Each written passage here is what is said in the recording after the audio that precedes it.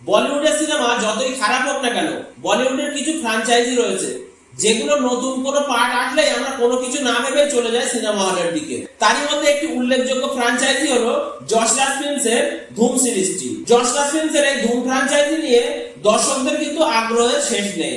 এই ছবির আগের 3টি পার্ট দর্শক মহলে কম বেশি আলোচিত হয়েছে, তাই হিন্দি সিনেমা প্রেমীদের অপেক্ষা এই সিরিজের পরবর্তী সিনেমা ধুম 4 এর।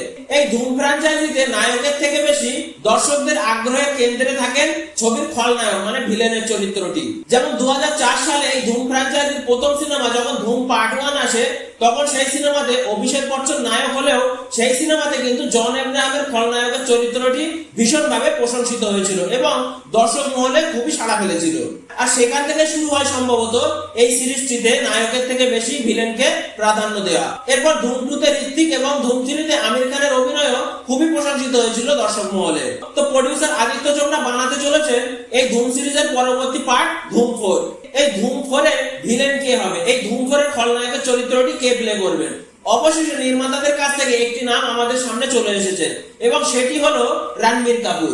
এবং প্রোডিউসার আদিত্য চোপড়া নাকি নিজেই তার কাছে এই সিনেমাতে ভিলেনের চরিত্রটি করার জন্য প্রস্তাব নিয়ে গেছেন। অনেকদিন ধরে আমরা একের পর এক নাম শুনে আসছিলাম এই ধুম 4 এর ভিলেনের চরিত্রটির জন্য।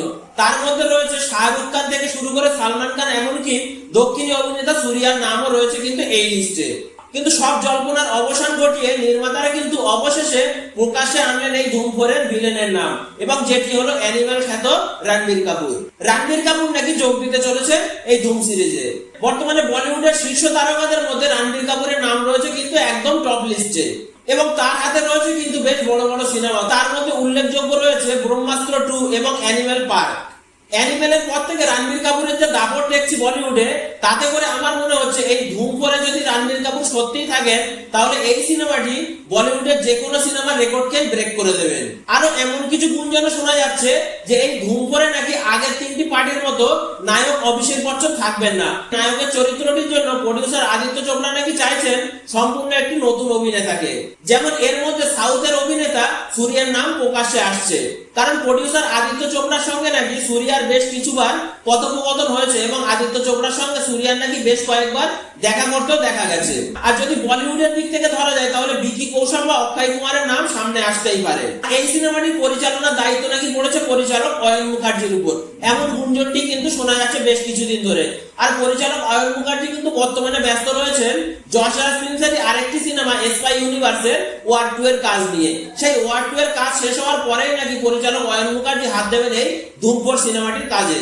আমরা বেশ কিছুদিন আগে একটি গুঞ্জন শুনেছিলাম যে পরিচালক অয়ন মুখার্জি নাকি ওয়ার 2 এর কাজ শেষ করার পর তিনি হাত দেবেন ব্রহ্মাস্ত্র 2 এর কাজে। কিন্তু এখন শোনা যাচ্ছে যে প্রোডিউসার আদিত্য চোপড়া চাইছে যে ওয়ার 2 এর কাজ শেষ হওয়ার পরে তিনি শেষ করবেন তার পরবর্তী সিনেমা ধুম 4 এর কাজ, এবং সেটি তিনি নাকি পরিচালক অয়ন মুখার্জিকে দিয়েই নাকি করাবেন। এই সিনেমাটি যে অয়ন মুখার্জি পরিচালনা করবেন, এই নিউজটি কিন্তু এখনো সম্পূর্ণভাবে সঠিকভাবে ধরে নেওয়া যাচ্ছে না।